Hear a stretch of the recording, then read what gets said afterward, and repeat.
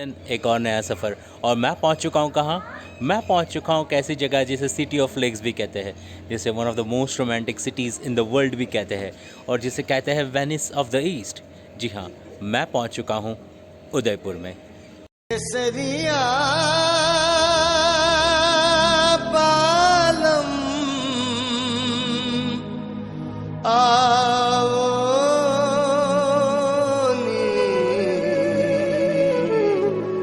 पधारोनी मारे देश रे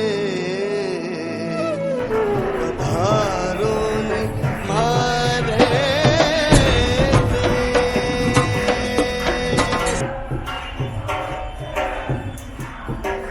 और मेरा पहला डेस्टिनेशन यहाँ पे है। सोचा क्यों ना भगवान के नाम से ये शुरुआत की जाए, तो मैं पहुँच चुका हूँ यहाँ के सबसे पुराने टेम्पल जगदीश टेम्पल में। जी हाँ, आप मेरे पीछे देख सकते हैं जगदीश टेम्पल जो है उदयपुर का सबसे पुराना टेम्पल। तो चलिए शुरू करते हैं। मैं आपको दिखाता हूँ कुछ सिनेमैटिक शॉट्स जगदीश टेम्पल के। ओल्ड उदयपुर को एक्सप्लोर करते करते मैं पहुँचा जगदीश चौक, जहाँ पे स्थित है प्राचीन जगदीश मंदिर। इस मंदिर की स्थापना महाराजा जगत सिंह प्रथम ने करवाई थी। इस मंदिर का निर्माण सन 1651 में कंप्लीट हुआ था। हालांकि 1723 में इस मंदिर का जीर्णोद्धार भी करवाया गया था। इस मंदिर में भगवान विष्णु जगन्नाथ स्वरूप में विराजित है।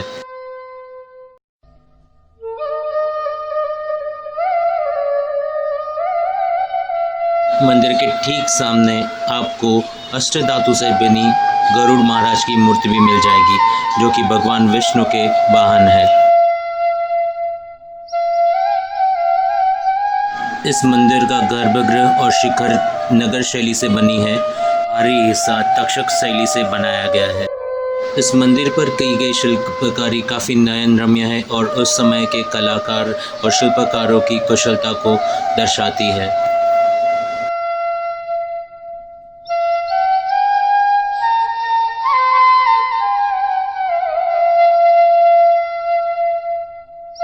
जगदीश टेम्पल को एक्सप्लोर करने के बाद मैं चल पड़ा अपनी अगली डेस्टिनेशन पे, जो था सिटी पैलेस उदयपुर। एक और नया दिन, एक और नया सफ़र और मेरा उदयपुर का सफ़र पहुंच चुका है उसके सबसे मेन अट्रैक्शन पे। जी हाँ, मैं हूँ उदयपुर सिटी पैलेस में।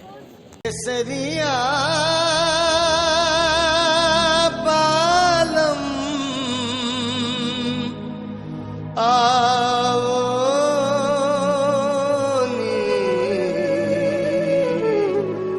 पधारोनी मारे देश रे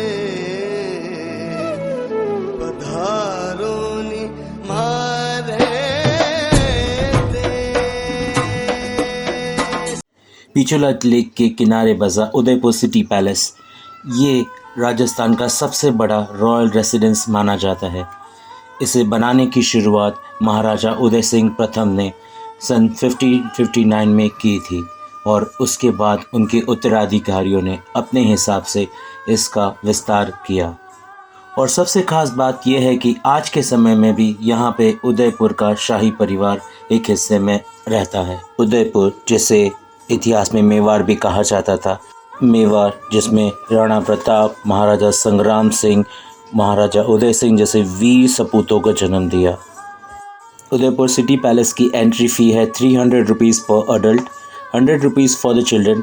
और अगर आप स्टूडेंट हैं तो please carry your student ID card, जिसके ज़रिए आपको सिर्फ 100 रुपीज़ में सिटी पैलेस में एंट्री मिल जाएगी। सिटी पैलेस को एक्सप्लोर करने के लिए आपको मिनिमम 3 से 4 घंटे लगेंगे। अगर आप हिस्ट्री में इंटरेस्टेड नहीं भी है तो भी आपको सिटी पैलेस ज़रूर आना चाहिए। मेरे हिसाब से सिटी पैलेस एक टाइम मशीन है जो मैं लेके चलती है हमारे ग्लोरियस पास्ट में, जहाँ पे वीर योद्धाओं ने हमारे देश को, हमारे प्रदेश को विदेशी आक्रांतों से बचाया था। सिटी पैलेस की हर दीवार और हर कोना हमारे भारत के ग्लोरियस पास्ट यानी कि इतिहास को दर्शाता है। अगर आप सिटी पैलेस को और डिटेल में जानना चाहते हैं तो आप टूरिज़्म डिपार्टमेंट द्वारा सर्टिफाई किए गए गाइड को भी हायर कर सकते हैं।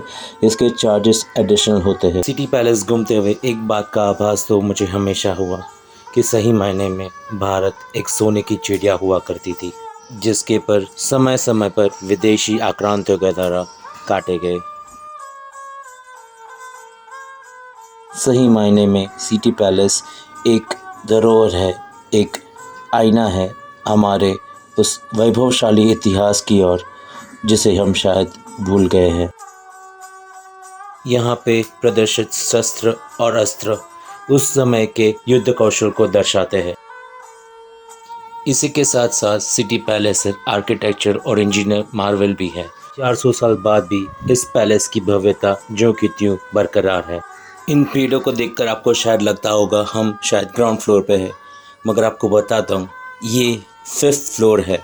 ये इस बात को भी दर्शाता है कि हमारे रॉयल आर्किटेक्ट्स और इंजीनियर्स कितने कुशल थे कि उन्होंने 5th फ्लोर पे इस तरह डिज़ाइन किया वहाँ पे भी पेड़ उगाए जा सके।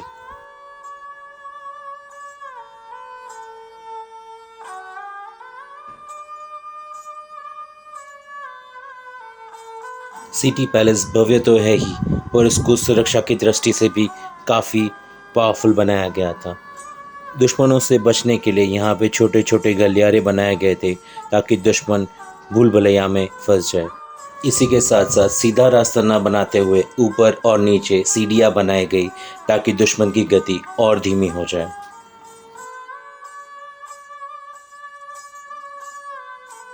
आज सुरक्षा के मद्देनज़र उन सारे गलियारों और दरवाज़ों को बंद कर दिया गया है ताकि यात्रियों को कोई नुकसान ना हो। उदयपुर सिटी पैलेस विज़िट करने के वक्त मुझे एक बात ध्यान में आई कि कितनी बारीकी से यहाँ के हवामान और यहाँ पे एटमॉस्फेयर और वेदर को ध्यान में रखकर इसे डिज़ाइन किया गया था। खिड़कियाँ, झरोखे इस तरह बनाए गए थे कि आपको उदयपुर के गर्म वातावरण में भी ठंडी का एहसास लगा रहे।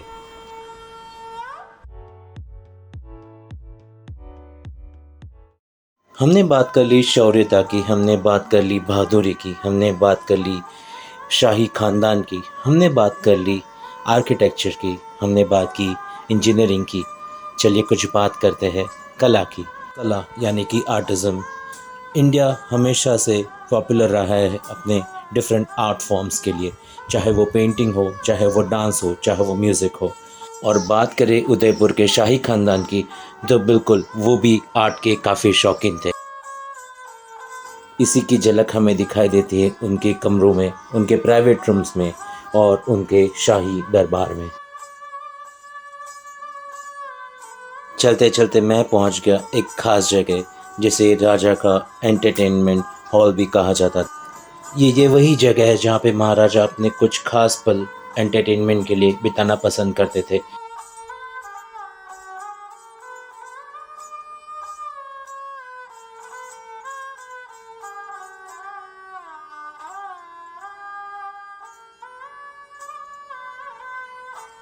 यहाँ की हर दीवार, हर कोना चीख चीख कर गवाही देता है उस ग्लोरियस पास्ट की जिसे हम शायद भूल गए हैं या फिर हमें बताया नहीं गया।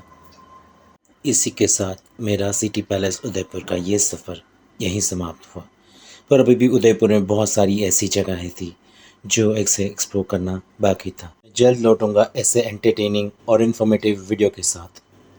अगर आपको मेरा ये वीडियो पसंद आया हो तो इसे प्लीज़ लाइक कर दीजिए, सब्सक्राइब कर दीजिए मेरे चैनल को और मेरे इंस्टा हैंडल को फॉलो कर दीजिए। तो keep travelling, keep exploring with nomadic Milan.